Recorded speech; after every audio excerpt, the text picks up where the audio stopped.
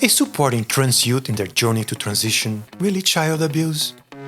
Are doctors really mutilating children all over America? Or is Trump once again overstepping, abusing his power and targeting families, doctors, and anyone who dares to support trans kids? Stay tuned. This one's going to set the internet on fire.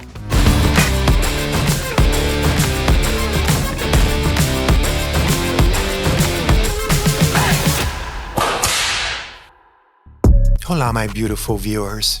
I am Paula DeMonaco, and welcome to my world.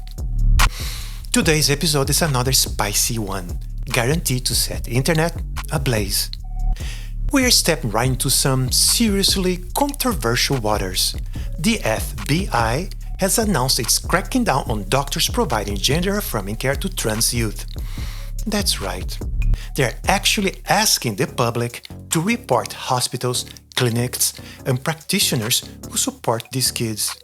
Meanwhile, social media is on fire with ignorant haters who clearly have nothing better to do than screen their misinformed opinions and try to control how other people live their lives.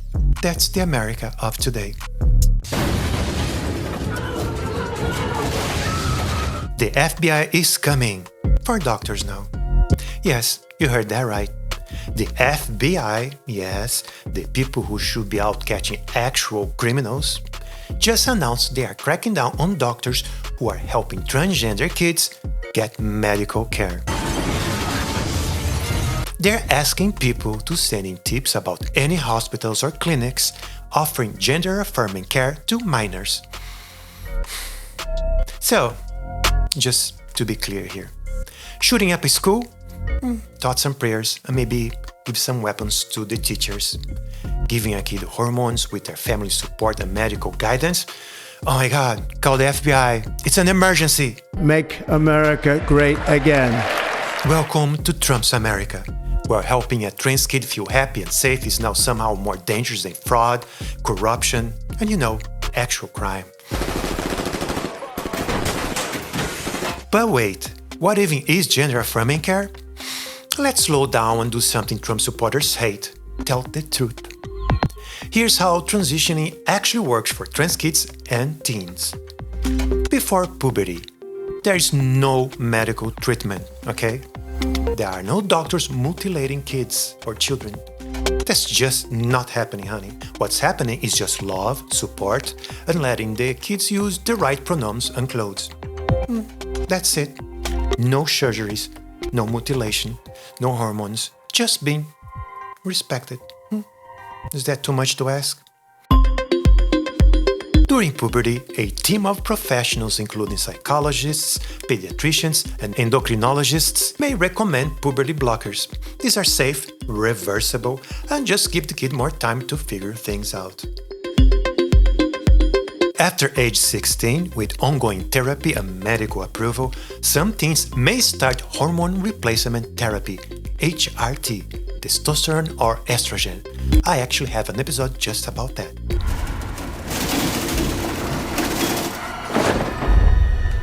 But what about the surgery, or as the conservative nuts dramatically call it, mutilation?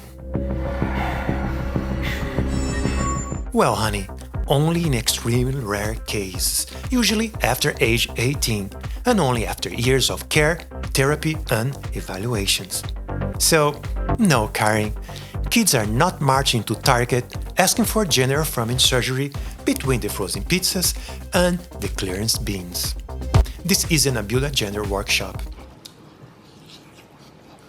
And while we're at it, immigrants aren't coming for your pets either. They're eating the dogs, the people that came in. They're eating the cats. They're eating the pets. That's just Fox News fan fiction.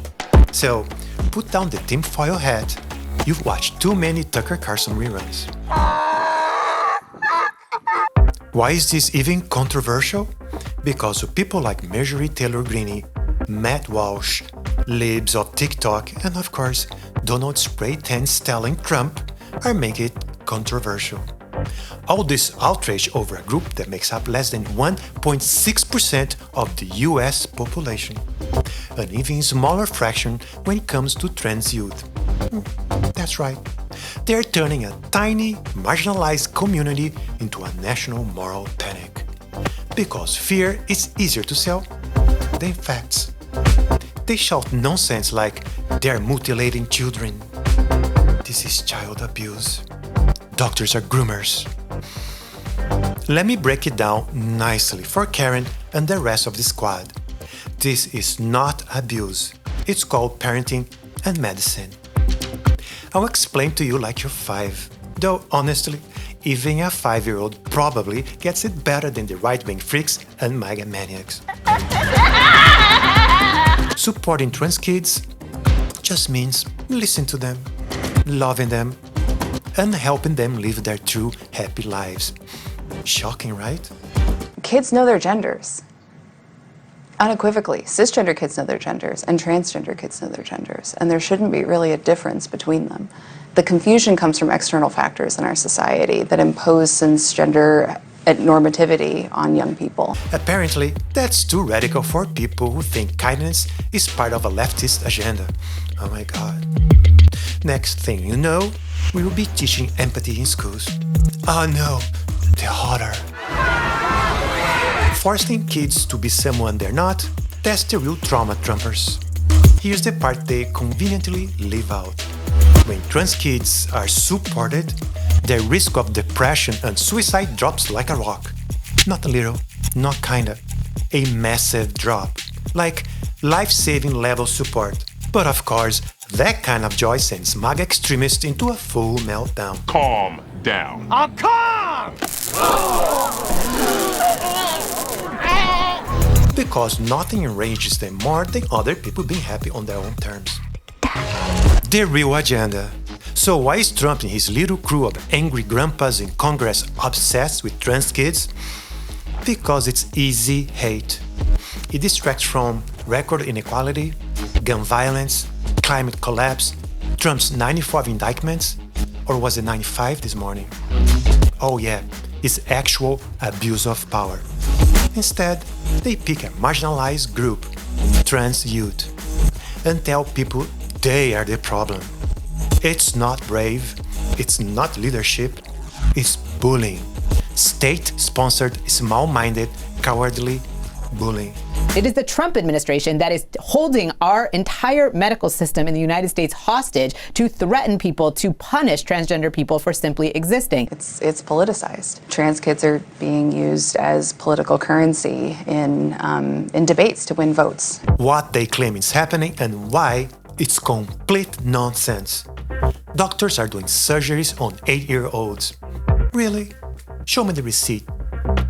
No legit clinic is handling out surgeries like Halloween candy.